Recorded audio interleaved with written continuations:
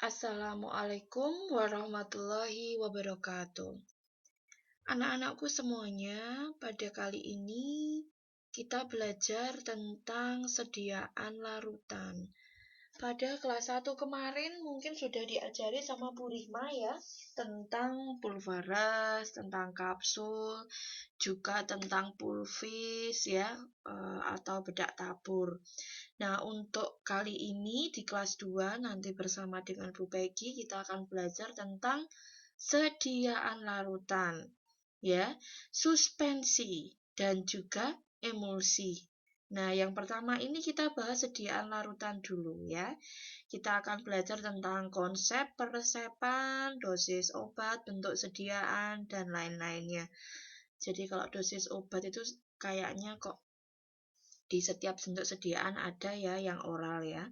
Jadi tidak hanya di puyer, di kapsul, di sediaan cairan atau larutan itu juga ada perhitungan dosis ya. Tidak usah baper dulu, tidak usah bingung dulu, nanti kita belajar bersama-sama ya. Oke.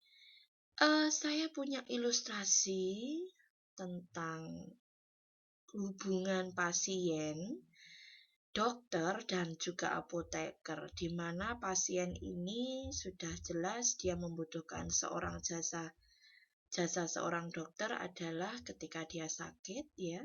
Dokter ke pasien juga akan memberikan suatu lembar resep ya, di mana resep ini nantinya akan diambil ke apotek dengan diserahkan oleh apoteker. Nah, pada resep itu sendiri ada bahan obat, ada dosisnya di situ, ya, bentuk sediaan dan juga aturan pakai.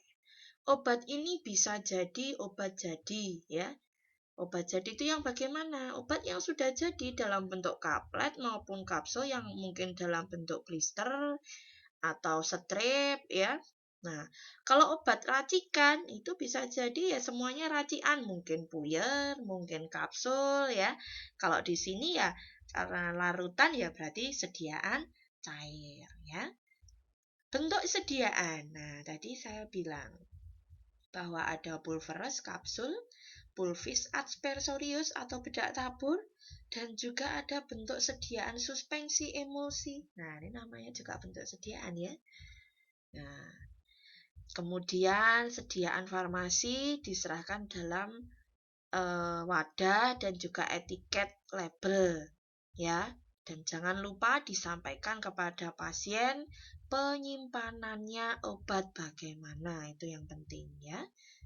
Oke, kita bahas dulu sediaan cair. Ada 3 ya, larutan, suspensi, sama emulsi. Di mana pada sediaan larutan itu hanya satu fase saja. Ya namanya aja cair, larutan berarti dia seperti kayak sirup ya anak-anak ya. Tidak ada zat terlarut di situ. Tidak ada komponen yang lain.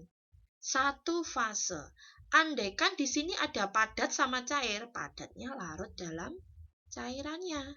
Cair dengan cair ini sama-sama larut. Gas dengan cair bisa jadi, tapi dia berupa satu fase ya. Pada sediaan suspensi dan emulsi ini ada 2 fase, di mana pada suspensi ada padat dan cair, di mana padatnya ini tidak akan larut dalam pelarutnya pada cairannya ya. Tapi kalau emulsi 2 fasenya apa? Terdiri dari cair dan cair. Biasanya cairan yang pertama ini adalah berupa minyak. Dan cairan yang kedua ini air. Ya, ini pada sediaan emulsi.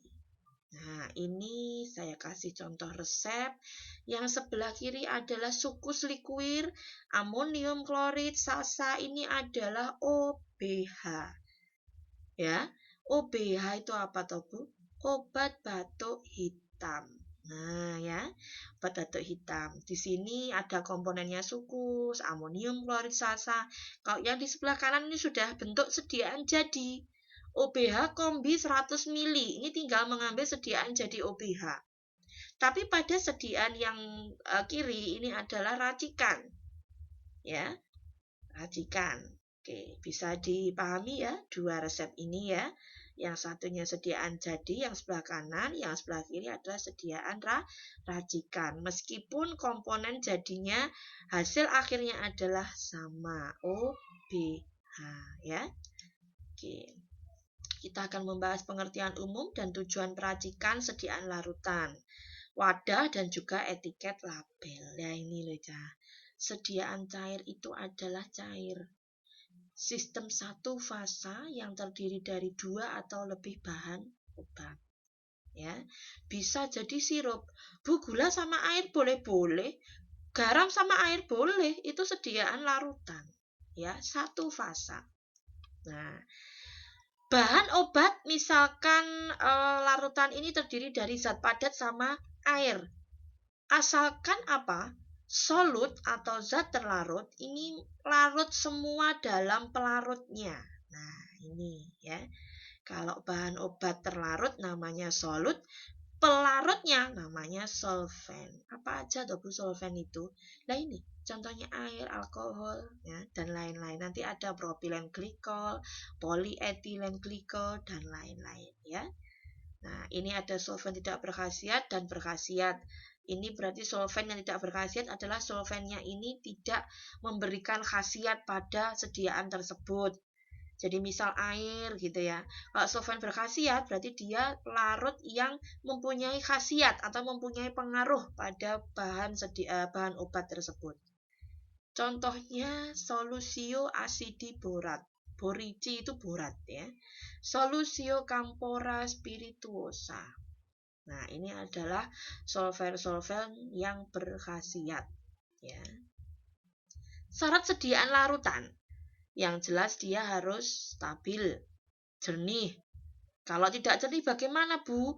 Kalau ada endapan, ya harus disaring. Karena apa? Syarat sediaan larutan itu adalah jernih, tidak ada endapan dan dapat meneruskan cahaya. Ya. Kalau nanti di peracikan kalian menemui sediaanmu itu ada endapan, melayang-melayang di situ, silakan untuk disaring ya. Yang kedua adalah homogen. Yang selanjutnya ini ya, contoh macam-macam pelarut ya. Tadi ada solusio asam purat, solusio spirituosa, dan solusio campora oleosa. Ini adalah solvent yang berkhasiat ya, yang berkhasiat. Nah, ini ada juga perbandingan solvent. Nomor 3, ini contoh-contoh sediaan larutan. Ada posio, saturasio, sirup, eliksir, irigasi, injeksi, dan lain-lainnya. Ya. Oke. Sekarang keuntungan. Dosis lebih bervariasi atau tepat karena jelas pada sediaan larutan itu nanti kita pakai sendok takar atau cup yang mana setiap umur ataupun berat badan bisa divariasi di situ. Ya. Yang kedua, absorpsi lebih cepat, jelas. Kalau bentuk puyer, bentuk kapsul, bentuk tablet itu pada sebelum proses absorpsi mereka harus melepas dulu ya. Jadi sediaannya itu harus larut dulu. Nah, kalau larutan kan sudah bentuk cairan ya, dia lebih mudah larut sehingga lebih cepat diabsorpsi ya. Keuntungan yang ketiga adalah kurang mengiritasi. Jadi konsentrasi ini dapat dibuat encer. Satu contoh di sini adalah sediaan kumur. Saya tidak promosi, ibaratnya adalah mungkin Enkasari, Listerin ya.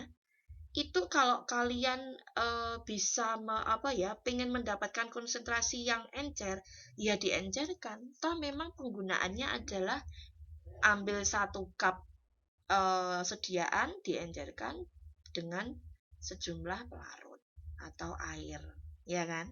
Nah, untuk yang keempat, sediaan larutan tepat untuk bahan higroskopis, ya bahan yang menarik air dari lingkungan sekitar. Dan kelima adalah mudah penggunaannya. Kerugiannya, pengemasan dan pengangkutan sulit. Jadi gini, pada sediaan larutan, pengemasan kan dikemas pada botol ya, yang jelas botol. nanti pada peracikan sediaan larutan waktu praktek kalian harus menyiapkan